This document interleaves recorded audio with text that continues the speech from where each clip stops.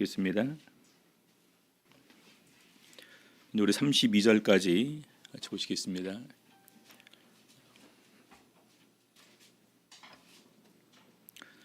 요한복음 18장 28절에서부터 32절까지 같이 읽겠습니다. 저희가 예수를 가야바에게서 관정으로 끌고 가니 새벽이라 저희는 더럽힘을 받지 아니하고 유월절 잔치를 먹고자 하여 관정에 들어가지 아니하더라. 그러므로 빌라도가 밖으로 저희에게 나가서 말하되 너희가 무슨 일로 이 사람을 고소하느냐. 대답하여 가로되 이 사람이 행악자가 아니었다면 우리가 당신에게 넘기지 아니하였겠나이까. 빌라도가 가로되 너희가 저를 데려다가 너희 법대로 재판하라. 유대인들이 가로되 우리에게는 사람을 죽이는 권이 없나이다 하니 이는 예수께서 자기가 어떠한 죽음으로 죽을 것을 가리켜 하신 말씀을 응하게 하려 함이러라. 오늘 이 시간에는 예수의 순환이라는 제목으로 우리 말씀 가지고 우리 예수 그리스도의 고통을 다시 한번 되새기는 그런 시간 되셨으면 좋겠습니다. 우리 18장에 보게 되면 좀 이렇게 건너뛰어서 되게 되는데요. 먼저 우리 예수님께서 안나스에게 이제 가게 되는데 안나스는 그의 대제사장 가야바의 장인입니다. 거기로 갔다가 다시 이제 가야바에게로 다시 갔다가 그 다음에 이제 그 밤 사이에 또 새벽 사이에 이렇게 해서 사내들인 공회가 두 차례 이렇게 열리게 됩니다. 그러고 나서 이제 빌라도 앞으로 서시는 내용이 이렇게 기록되어 있는데 다른 복음서와는 달리 우리 요한복음서에서는 특별한 이런 그 내용이 이렇게 두 가지가 이렇게 기록이 되어 있습니다. 하나는 방금 읽었던 것 32절 예수께서 자기가 어떠한 죽음으로 죽을 것을 가리켜 하신 말씀을 응하게 하려 하심이니라. 사람들이 너희를 갖다가 이렇게 나 잡혀주겠고 내가 이제 그 로마 군병에 의해서 또 십자가 처형을 당할 것을 이렇게 얘기하는 가운데에서 그것이 오늘 이렇게 이루어질 부분을 말씀하시고 있습니다. 먼저 빌라도가 너희 법대로 재판하라. 그러니까 유대인들이 우리는 사람을 죽인 권이 없다. 그래서 당신이 끝까지 판결을 해달라라는 그러한 부분들이겠죠. 자, 그리고 나서 다시 요한복음 18장 이 33절을 보게 되면은 빌라도가 질문합니다. 네가 유대인의 왕이냐? 그러니까 이제 예수님께서 대답을 하시죠. 네가 스스로 하는 말이냐? 다른 사람들이 나를 대하여 네게 한 말이냐? 네가 스스로 나를 유대인의 왕으로 인정해서 하는 것이냐? 다른 사람들의 말을 듣고 나를 그냥 유대인의 왕이라 이렇게 하는 것이냐? 자, 그러면서 36절에 다시 이제 어떤 일을 하니까 물으니까 대답을 하십니다. 36절 같이 보시겠습니다. 예수께서 대답하시되 내 나라는 이 세상에 속한 것이 아니라. 그렇죠? 내 나라는 이 세상에 속한 것이 아니라 만일 내 나라가 이 세상에 속한 것이었다면 내 종들이 싸워서 나로 유대인들에게 넘기우지 않게 하였으리라. 이제 내 나라는 여기에 속한 것이 아니니라. 그래서 그 예수님의 나라, 사람이 물과 성령으로 나지 아니하면 하나님 나라에 들어갈 수 없느니라. 그 나라를 오늘 이렇게 해서 지칭해서 말씀하시고 계시는 것입니다. 그래서 우리 요한복음의 주제는요, 영생입니다. 그리고 그런 가운데에서 우리가 이 영생을 주시기 위해서 예수님께서 이 땅에 오셨는데 바로 그분이 하나님의 아들이시다. 또 그분을 통해서 이 새로운 나라가 이루어진다라는 부분을 이렇게 설명하고 계시는 것입니다. 자, 그러면서 37절에 네가 왕이 아니냐 다시 질문하니까 예수님께서 네 말과 같이 내가 왕이니라. 네 말과 같이 내가 왕이니라. 어느 나라의 왕을 말씀하실 걸까요? 예수님 나라, 하나님 나라에 예수님께서 왕이 되실 것을 이렇게 말씀하시고 있습니다. 그래서 이 진리에 관해서 얘기를 하는 가운데에서 빌라도는 깨닫습니다. 이 사람은 죄가 없구나. 그래서 라는 부분에서 이렇게 나중에 이제 결과적으로 끝까지 이제 그 십자가 처형 쪽으로 가는 내용이 기록이 되는데요. 예수 그리스도의 순환을 우리가 보통 얘기를 할 때 잡혀서 신문 받는 데부터 이제 시작을 한다고 생각을 하시는데 사실은 이제 그냥 가장 기본적으로 시작하게 된다면은 예수 그리스도를 죽일 음모에서부터 시작이 된다. 바로 이것은 성경에 예언된 이런 그 예언을 성취되는 것이다. 이렇게 생각을 할 수 있습니다. 마태복음 26장 3절부터 5절까지를 보게 되면은요. 그때 대제사장들과 백성의 장로들이 가야바라 하는 대제사장의 아문에 모여 예수를 괴계로 잡아 죽이려고 의논하되 말하기를 민요가 날까 하노니 명절에는 말자 하더라. 그래서 나름대로 예수 그리스도를 죽일 음모를 꾸미게 되는데 이때 가야바가 바로 대제사장입니다. 또 이제 성경에 보게 되면 안나스라는 사람이 나오는데 이 사람은 바로 가야바의 장인이에요. 그러니까 이제 그 장인과 사이가 이제 그 뒤를 이렇게 물려주게 된 것이죠. 왜냐하면 레위인들 같은 경우는요, 레위 지파안에서 이렇게 이제 그 결혼을 하게 됩니다. 그래서 자연스럽게 이것이 이렇게 이제 가능해질 수가 있겠죠. 아문은 뭐 지체가 좀 높은 사람의 집 대문을 가리키는 말이고, 민요라는 것은 이제 그 명절이 있으니까 또 그런 가운데서 이제 그 수많은 사람들이 모여 있지 않습니까? 그래서 그런 가운데서 만약에 이제 이것이 되게 될 경우에 이제 큰 그 소동이 벌어질 수 있다라는 부분을 갖다 이렇게 얘기를 하고 있습니다. 그 다음에 이제 여기서 나중에 예수님께서 우리 제자들과 이제 세종례를 행하시고 성찬을 이렇게 이제 행하신 가운데에서 그 다음에 가는 장소가 겟세마네 동산으로 가십니다. 그 감람산이죠. 감람산의 겟세마네 농원이라고도 표현하죠. 그 농원에서 가시는데 거기서 이제 기도를 하십니다. 특별히 누가복음에 보게 되면은요, 예수님께서 기도를 하시는 가운데 피가 이제 흘렀다. 마치 땀방울에 그 피가 섞여서 흐르는 모습을 이렇게 이제 언급을 하고 있습니다.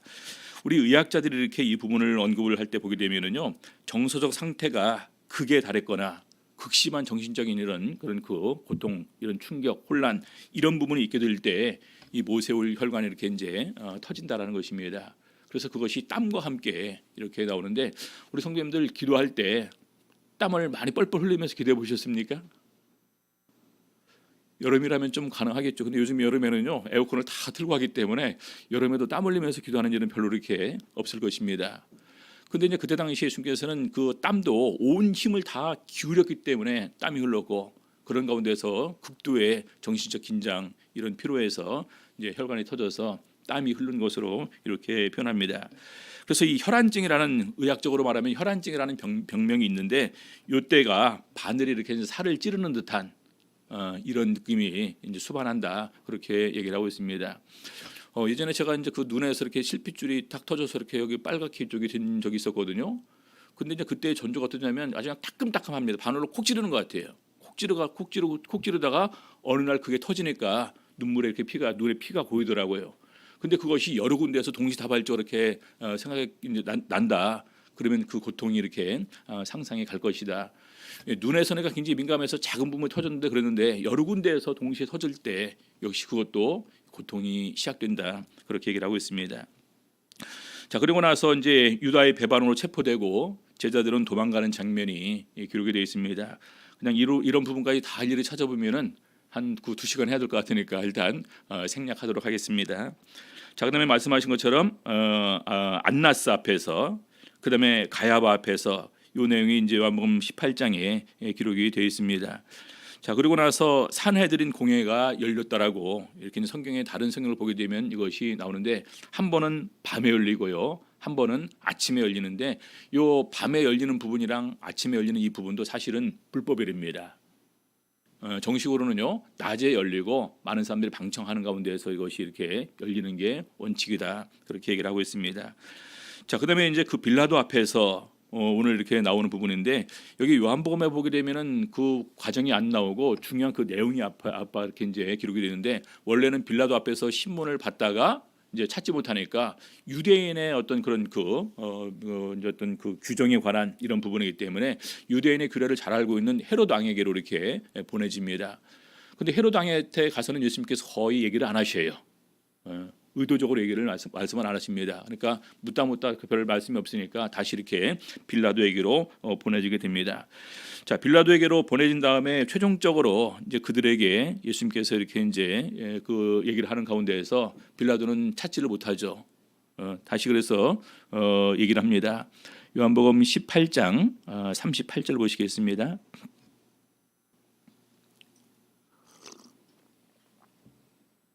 요한복음 18장 38절, 빌라도가 가로되 진리가 무엇이냐 하더라. 이 말을 하고 다시 유대인들에게 나가서 이르되 나는 그에게서 아무 죄도 찾지 못하노라. 6월절이면 내가 너희에게 한 사람을 놓아주는 전례가 있으니 그러면 너희는 내가 유대인의 왕을 너희에게 놓아주기를 원하느냐 하니, 저희가 또 소리질러 가로되 이 사람이 아니라 바라바라 하니 바라바는 강도더라. 19장 1절.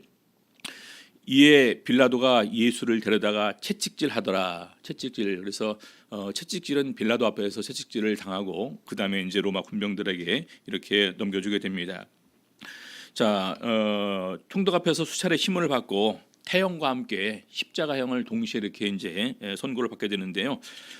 먼저 이렇게 죄수를 기둥에 묶어놓습니다. 움직이지 못하도록. 그래서 손을 이렇게 이제 그 기둥 쪽에 이렇게 이제 묶어놓게 되면 거의 이제 이렇게 몸을 움직일 수 없겠죠. 그러고 나서 이제 채찍질을 하게 되는데요. 채찍은 이 가죽끈의 이제 그 두 가지 종류, 그 공 같은 납덩이 혹은 이렇게 이제 날카로운 양의 뼈를 거기다 이렇게 이제 붙여서 채찍질을 한답니다. 그럼 거기서 채찍을 할 때마다 그것이 쫙 감기면서 살로 파고들어요. 그러니까 살이 이제 거의 이렇게 이제 피 범벅이 되겠죠. 우리 사람들 말에 의하면은요 거의 막 그 걸레처럼 이렇게 막 너덜너덜해진다 이렇게 표현하고 있습니다. 그래서 이때의 그런 그 고통과 이런 그 쇼크는 이루 말할 수가 없었을 것이다.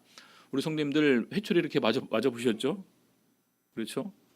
근데 이제 그 부분에서 우리 사람이 이렇게 피멍이 들도록 그 맞기는 하지만 그것이 이렇게 막 그 살이 찢어지거나 뭐 이렇게 파고들거나 그런 아픔은 여기는 비할 바가 없습니다.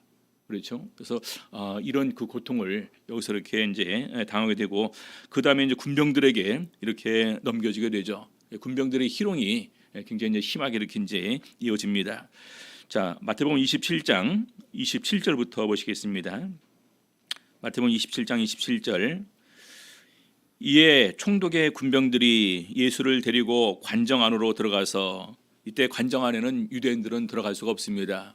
왜냐하면 유대인들은 명절을 지내야 돼요. 유월절 명절을 지내야 되기 때문에 여기는 이제 오직 예수 그리스도와 로마 이런 그 관병들만 이 자리에 이렇게 있겠죠. 그래서 보니까 온 군대를 그에게로 모으고 이 예수님께서 도망가거나 그런 것이 아니라 희롱하기 위해서 그렇죠. 그리고 그의 옷을 벗기고 홍포를 입혔다. 홍포를 입혔다는 것은 왕을 상징하는 것입니다. 그래서 네가 유대인의 왕이라고 했으니까 왕 대접 받으면서 이렇게 한번 이렇게 골탕 먹어봐라 이런 부분이었겠죠. 그리고 가시면류관을 엮어 그 머리에 씌우고 가시면류관 이제 원래 이제 그 면류관이 아니라 가시로 만든 면류관을 씌우는데 요 가시가 이렇게 길죠. 그렇죠? 우리 성지순례 갔다 오신 분들은 가시면류관을 봤을 것입니다. 굉장히 뾰족하고 가시가 길어요. 네. 자. 그러고 나서 이제 오른손에는 이제 갈대를 이렇게 들립니다. 이제 원래는 그 지팡이 왕을 상징하는 이런 그 홀 지팡이가 있는데 그것이 아니라 갈대를 이제 오른손에 들리고 그 앞에서 무릎을 꿇고 희롱하여 가로되 유대인의 왕이여 평안할지어다. 계속해서 이제 이렇게 예수님을 희롱하고 놀리는 것입니다. 자, 그러면서 30절 그에게 침 뱉고 갈대를 빼앗아 그의 머리를 치더라. 이 갈대를 빼앗아 머리를 계속해서 치면은 이제 가시들이 있는 부분이 더욱더 이렇게 깊숙이 박히게 되면서 더 많은 다량의 피를 흘린다 이렇게 얘기를 하고 있습니다. 우리 사람의 인체 중에서 피가 제일 많이 또 이렇게 순식간에 몰리는 곳이 머리 쪽이라고도 이렇게 얘기를 합니다. 그래서 이때도 이미 다량의 피를 흘렸을 것이다 이렇게 얘기를 하죠. 31절 희롱을 다한 후에 홍포를 벗기고 여러분 한번 상상해 보시기 바랍니다. 채찍질로 온 몸이 그 피범벅이 되었어요. 홍포를 입혔을 때 그 피범벅이 이제 마르면서 이제 이렇게 어느 정도 이렇게 이제 그 달라붙었겠죠. 근데 그들이 살살살살 벗길까요? 아니겠죠. 확 잡아채겠죠. 그때의 그 살이 옷에 붙어서 그 떨어져 나가는 느낌은 불에 댄 화상의 고통보다도 더욱더 심하다. 그렇게 증거를 하고 있습니다. 그러고 나서 다시 그의 옷을 입혀서 십자가에 못 박으려고 끌고 나갔다. 자, 그래서 이제 그다음에 이제 십자가로 가는 길인데요. 32절 보시겠습니다.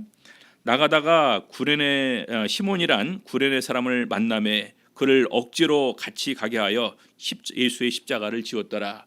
왜 그러냐면은요. 그때는 이제 십자가 전체를 메고 가는 것이 아니라 이제 그 세로대로는요. 거기에 이미 세워져 있습니다. 가로대를 들고 가는데 그 가로대의 무게가 약 34kg에서 57kg 정도 된다 이렇게 얘기를 합니다. 보통 요즘에 이제 이마트 들어가 보면은 쌀 이렇게 이제 푸대에 담아놓은 것이 20kg죠.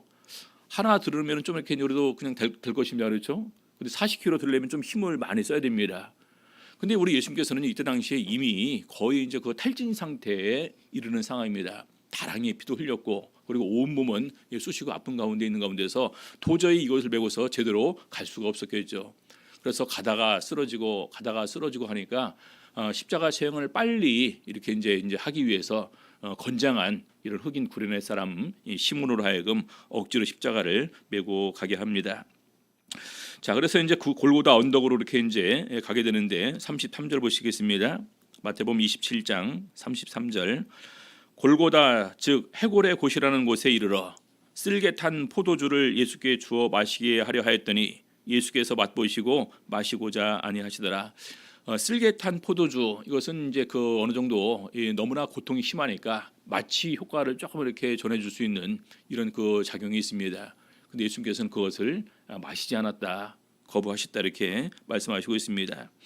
그리고 35절, 저희가 예수를 십자가에 못 박은 후에 그 옷을 제비 뽑아 나누고 거기 앉아 지키더라. 그 머리 위에 이는 유대인의 왕 예수라 쓴 죄패를 붙였더라. 그래서 아시는 바가 이렇게 십자가 체형을 당하시게 되는데, 우리 보통 이 부분에 이제 십자가 손에 못 박힌 것으로 생각하시는데, 사실은 여기다 이렇게 못을 박게 되면은요, 나중에 이 무게 때문에 이것이 찢어진답니다. 그래서 요 사이, 여기 양쪽에 보면 손목에 뼈가랑 뼈 사이 있죠. 여기다가 못을 박는답니다. 그리고 발은 이렇게 이제 겹쳐갖고 이렇게 해서 이제 여기다 이 정도쯤에다가 이렇게 발은 이제 못을 박는 건데, 제가 중학교 때 처음으로 이제 그 예수라는 영화를 통해서 이제 그 십자가 못 박히는 장면을 보는데 못 보겠더라고요. 그 순간 제가 그냥 눈 꼭 감고 그것이 다 끝날 때까지 기다렸던 기억이 납니다. 이 못 크기가요, 이제 가로가 이렇게 이제 지름이 1cm 정도 되고 못 길이가 12.7에서 17.8cm, 굉장히 이 굵은 쇠못입니다. 제가 중학교 3학년 때 남원에 가서 이제 아버지께서 남원에 목회하실 때 제가 이제 좀 놀러 간 적이 있었었는데, 제가 그때 이제 위가 굉장히 그때도 안 좋았어요. 어릴 때도 막 그 되새김하고 막 그러니까 위가 약해서 그렇다. 그래서 어떤 분이 이제 그 침을 맞자 그러시길래 침을 맞는데 침 길이가 이만한 거예요. 여기를 뚫고 나오는 것입니다. 뚫고 이제 그 위장까지 이렇게 자극을 주는 거래요. 처음에 이것이 그냥 안 뚫리니까 요 대롱에다가 이 침을 넣어갖고 저한테 이제 이제 힘 빼고 있으라고 그럽니다. 그러면 순간 저 따다다다닥 튀면은요, 이제 가지고 뚫려요, 이게 이제. 그러고 나서 배를 이렇게 쭉 내밀었다가 쑥 이제 그 호흡을 갖다 이제 내뱉어 들어갈 때 그 침을 쑥 집어넣으셔요. 그 얇은 게 들어가는 느낌을 얼마나 그냥 그 불쾌한 느낌을 정말로 그 말로 이렇게 표현할 수가 없습니다. 근데 이것은 이렇게 두꺼운 못을 갖다가 그냥 이렇게 생살에다가 망치로 또 박는 것입니다. 이건 엄청난 고통이에요. 이건 정말 이렇게 사람이 이거 정말 이렇게 받아들일 수 있는 고통이 아니다. 예전에 제 친한 친구가 자기 이제 그 여동생이랑 그 과도 갖고 장난하다가 여동생이 칼을 갖다가 딱 던졌는데 뒤꿈치에 이것이 딱 박혀버렸어요. 순간적으로 기절했다 그러더라고요. 그러고 나서 이제 병원에 가서 꼬매고 나서 이제 그동안 이제 다시 이제 학교를 가야 되는데, 이제 학교를 저랑 고등학교 때 이제 다니는데 같은 동네에서 자전거로 이렇게 거의 다녔습니다. 근데 혼자서 그 발로 이렇게 뭐 택시를 타려고 하니까 막 여기 아프고 그러니까 나랑 같이 가자고 그래갖고 한 달간 그 친구랑 택시를 타고 이렇게 이제 그 학교 등하교를 한 기억이 있습니다. 칼에 잠깐 찔려서 뺀 부분도 그렇게 이제 고통스러워 힘들어서 이렇게 이제 그 택시를 타고 다녔는데, 이것은 그냥 그 고통을 다 몸으로 받으면서 피는 점점 흘리면서 이렇게 매달려 있어야 하는 그러한 상황인 것입니다.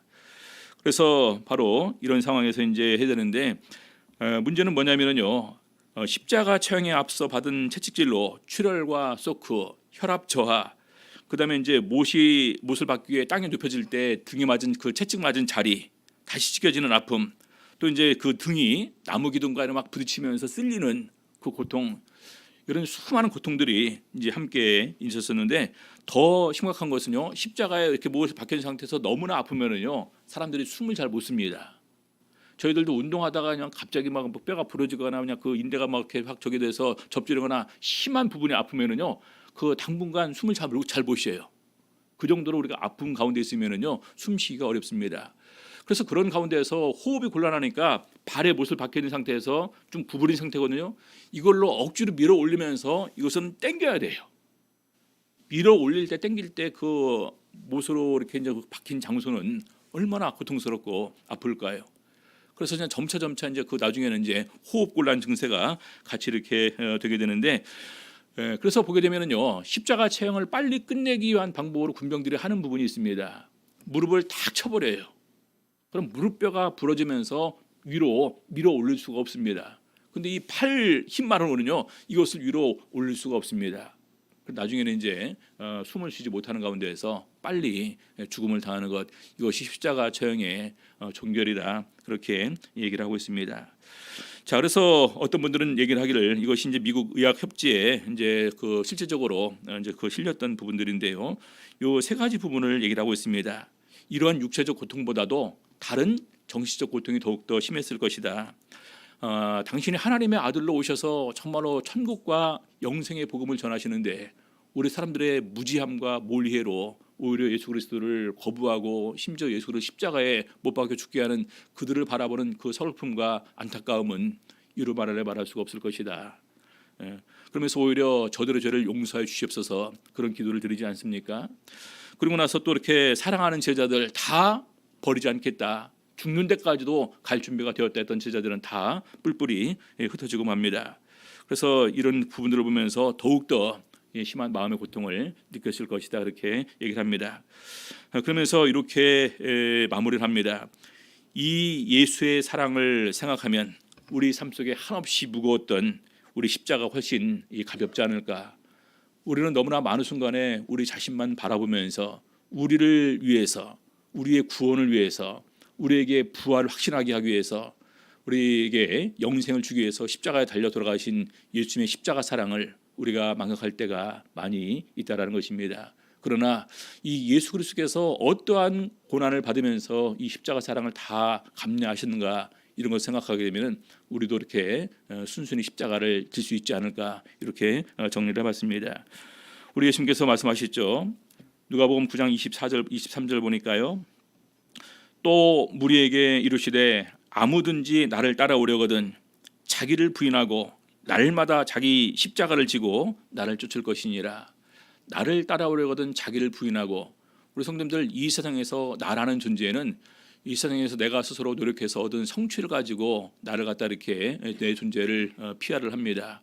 그래서 많은 사람들이 나를 갖다 더 내세우기 위해서 수많은 스펙 쌓는데 이렇게 열심히 시간들을 이렇게 내고 있습니다. 근데 중요한 것은 예수 그리스도의 십자가 앞에 우리는 이것들을 다 내려놓을 수가 있어야 된다는 것입니다. 예수님 보시기에 우리는 똑같은 한 사람일 뿐이지, 그가 뭐 대통령이 되었다 해서, 그가 의사가 되었다 해서, 그가 판사가 되었다 해서, 그가 또 이렇게 저명한 학자가 되었다 해서 이것이 중요한 것이 아니다라는 것입니다. 그렇죠? 자기를 부인하고 그다음에 자기 십자가를 지고, 예수님께서 십자가를 지신 것처럼 우리도 희생과 헌신과 양보와 이런 그런 겸손의 이런 십자가를 지는 가운데서 우리도 예수님을 따를 것을 말을 하고 있습니다. 그러면서 누가복음 14장 27절 보니까요, 누구든지 자기 십자가를 지고 나를 쫓지 않는 자도 능히 나의 제자가 되지 못하리라. 예수님의 제자가 된다라는 것, 예수님을 따른다는 것은 우리도 예수님처럼 내 십자가를 지고 예수를 따르는 것이다, 이렇게 얘기를 하고 있습니다. 우리 요한복음 12장 26절을 보니까요, 사람이 나를 섬기려면 나를 따르라. 나 있는 곳에 나를 섬기는 자도 거기 있으리니, 나 있는 곳에 나를 섬기는 자도 거기 있으리니. 예수님께서는 어디로 가셨을까요? 어디에 계셨을까요? 낮아지는 자리입니다. 그렇죠? 희생의 자리입니다. 대신 우리를 위해서 자신의 몸을 드리는 이런 헌신의 자리까지 나가신 것을 이렇게 말씀하시면서, 사람이 나를 섬기면 내 아버지께서를 귀히 여기시리라. 여러분들, 이 세 구절을 이렇게 말씀을 묵상하면서 우리가 정말로 이렇게 되기 위해서는 예수 그리스도의 십자가 고난을 정말 우리 마음속에 이렇게 생각할 수가 있어야 됩니다. 우리 바울사도는 바로 예수 그리스도의 십자가가 자신의 자랑이다. 내가 이제 사는 것은 나를 위하여 자기 몸을 버리신 하나님의 아들을 믿는 믿음 안에서 사는 것이다. 그렇게 우리 갈라디아서에서 고백을 하고 있습니다. 그러면서 이 예수님의 십자가 죽음이 그대로 끝난 것이 아니라 이 죽음을 통해서 친히 예수님께서 정말로 하나님의 아들이었음을 증거하고, 예수님께서 우리에게 전하신 복음이 참된 복음이었음을 몇 군데서 이렇게 증거를 해주고 있습니다. 자, 제일 첫 번째는요, 예수님께서 십자가에 달려 돌아가시는 그 기간 동안에 3시간 동안이나 굉장히 캄캄한 흑암이 임했음을 성경에서 이렇게 언급을 하고 있습니다. 여러분들, 이것은 하늘의 증거예요. 우리가 어떤 슬픈 일을 당했을 때 이제 하늘에서 비가 오면 우리가 사람들이 뭐라고 그럽니까? 너무나 슬프니까 하늘도 같이 눈물을 흘려주는 거다. 이렇게 얘기를 하지 않습니까? 예수님께서 이 죽으심이 정말로 이분이 하늘에서 하나님 아버지의 보내심을 받고 오신 분이시고 이분의 죽음이 그렇게 슬프고 안타까운 것이다 해서 하늘이 이 순간적으로 캄캄함이 3시간 동안이나 임했다. 온 땅에 어둠이 임하여 제9시까지 계속하더니 우리 성도님들 이 흑암의 고통을 체험해 보셨습니까? 엄청 두려운 거예요.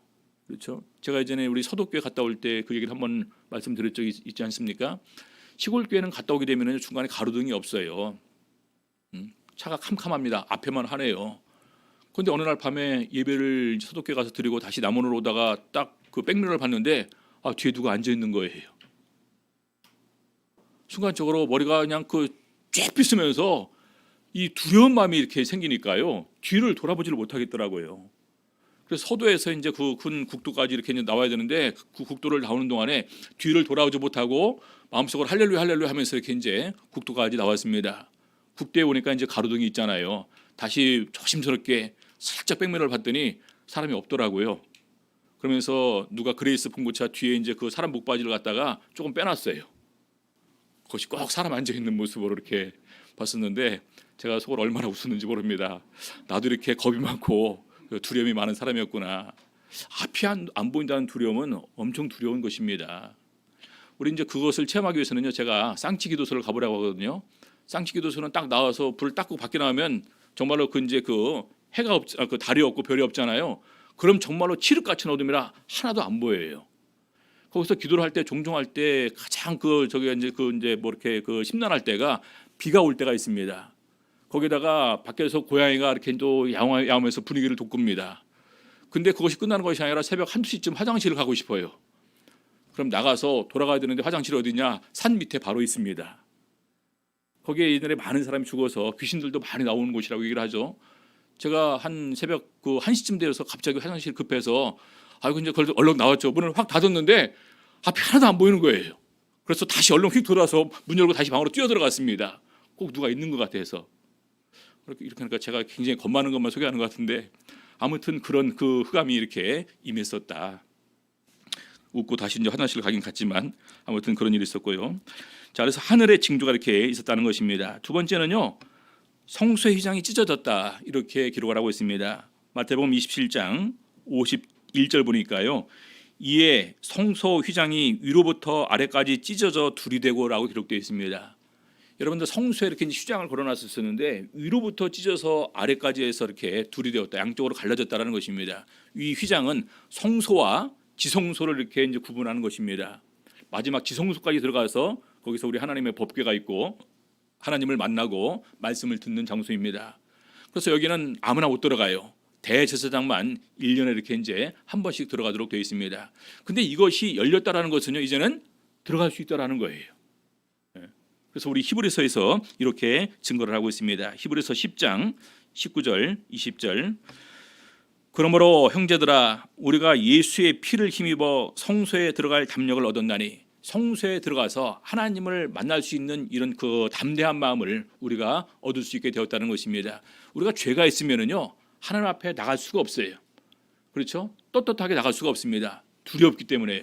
근데 그것이 없으면 예수의 피로 인해서 내가 죄사함 받았을 때 이제는 더욱더 우리가 정결한 몸으로 담대한 마음으로 하나님께 나가시는 길이 열렸다라는 것인데요. 20절, 그 길은 우리를 위하여 휘장 가운데로 열어놓으신 새롭고 산 길이요, 휘장은 곧 저의 육체니라. 마치 예수님의 몸이 십자가에서 이렇게 찢어지는 것처럼 성소의 휘장이 이렇게 찢어지게 되었고, 우리는 그 예수 그리스도의 피를 힘입어서 이제는 성소까지 들어가서 지성소까지 가서 하나님을 우리 개인적으로 전부 다 이렇게 만날 수 있는 놀라운 길이 열렸다라는 것입니다. 이것이 성전에서 나온 증거입니다. 자, 그다음에 세 번째로는요, 지진이 일어났다라고 기록되어 있죠. 마태복음 27장 51절 뒤에 보게 되면은요, 땅이 진동하며 바위가 터졌다라고 기록되어 있습니다. 땅이 진동하며 바위가 터졌다. 이 지진을 거기 있는 사람이 다 느낄 정도였고, 그래서 이 제자는 바로 이 부분을 여기다 이렇게 기록을 해 놓는 것입니다. 예수님의 죽으심 땅에서도 이렇게 증거를 했다. 심지어 52절 보니까요, 무덤이 열리고 자던 성도의 몸이 많이 일어나되 지하에서도 이런 증거가 있음을 이렇게 증거를 하고 있습니다. 여러분, 무덤들이 열리면서 자던 성도의 몸이 이렇게 일어났다. 순간적으로 그들이 이제 영혼만 존재했었는데 영적인 이런 몸으로 변화가 되어서 그들도 이렇게 나왔다라는 것입니다. 그리고 예수의 부활 후에 저희가 무덤에서 나와서 거룩한 성에 들어가 많은 사람에게 보이니라. 여러분, 이것은 엄청난 증거입니다. 근데 여기에 대한 내용은 많은 부분의 사람들이 이렇게 얘기를 하지 않고 있습니다. 이것은 비밀이기 때문에요. 많은 사람들이 자세하게 풀어서 설명할 수 없기 때문에. 이 사람들은 그 다음에 어떻게 됐을까요? 다시 무덤으로 들어가서 눕고 영은 빠져나갔을까요? 그러니까 이거 설명하기가 어려우니까 여기서 끝내버립니다. 사람들이. 중요한 것은 이 부분을 통해서 뭘 의미하느냐, 우리가 죽음 후에 이러한 부활이 있다라는 부분을 직접적으로 이렇게 증거해 주는 것입니다. 그래서 예수님의 십자가 죽음에 대해서, 바로 부활에 대해서 이런 부분들도 이렇게 증거를 하고 있는데, 이 사람들이 진동하면서 열리면서 부활해서 나왔다가 언제 자기들의 모습을 보이기 시작했냐? 예수의 부활 후에 자기들의 부활의 모습을 보이기 시작했다는 것입니다. 그래서 이것은 우리가 정말로 죽음 이후에 부활이 있음을 증거하는 강력한 성경적 사실로 우리에게 주는 증거입니다. 마지막 다섯 번째로 군병들의 고백들이 있습니다. 이런 되어지는 모든 것을 다 봤겠죠. 그렇죠? 아마 이제 그 성소에 있는 부분들은 보지 못했겠죠. 하늘이 어두워지고, 그 다음에 지하에서 이렇게 땅이 진동하고 지진이 나고, 또 심지어 무덤들이 열리는 이런 모습들을 보면서 군병들이 이렇게 고백을 했다라는 것입니다. 54절 보시겠습니다. 백부장과 및 함께 예수를 지키던 자들이 지진과 그 되는 일들을 보고 심히 두려워하여 가로되 이는 진실로 하나님의 아들이었도다 하더라. 누가 고백한 것입니까? 로마의 군병들이 직접 고백을 한 거예요. 이는 진실로 하나님의 아들이었도다. 그래서 하나님의 아들이었음을 예수님께서 십자가에 달려 돌아가실 때 직접적으로 하늘에서, 그렇죠, 땅에서, 그다음에 이제 지하에서, 성전에서, 심지어는 군병들이 직접 이렇게 고백하는데, 마지막 최후의 고백은 예수님께서 하나님의 아들이었음을 이렇게 고백을 하고 있습니다. 우리 성도님들, 그 예수님께서 우리를 위해서, 우리 죄를 위해서 십자가에 달려 돌아가시면서 우리들의 모든 죄를 다 씻어주실 계획을 세우셨습니다. 로마서에서는요, 우리를 위해서 죽어주심으로 말미암아 우리에게 대한 하나님의 사랑을 확증하셨다. 그렇죠? 도대체 우리가 뭐길래 우리를 위해서 죽어주시고 그 고통을 다 당하시고 이럴 것까지 하셔야만 했을까요? 그것을 성경에서는 사랑이라고 표현하고 있습니다. 하나님의 무한한 사랑, 다시 한번 우리 마음속에 품는 가운데 이제는 정말로 예수 그리스도의 십자가 죽음이 헛되지 않는 이런 삶을 살 수 있는 우리 성도님들 되시기를 우리 주 예수 이름으로 바랍니다.